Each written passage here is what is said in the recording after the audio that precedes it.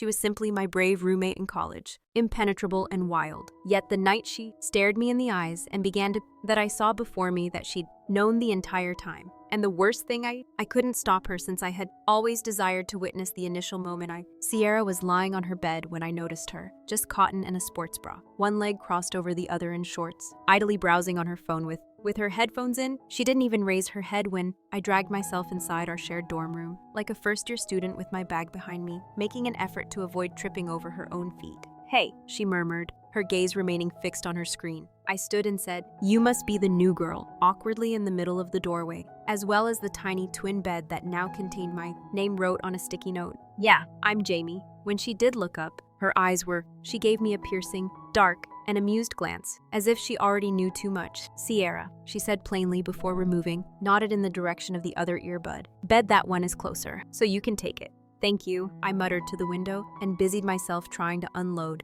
to avoid looking at her, or at least to clearly, yet it was hard to observe her. She moved as if she didn't give a damn about who was viewing Slow Fluid, completely indifferent to the fact that she was essentially nude before up. I was uneasy because of her confidence. Stranger, the actual space was modest for university residents with 2 twin beds and 2 desks, a common closet, and hardly sufficient room to go about without brushing shoulders on which we intended to live. Perhaps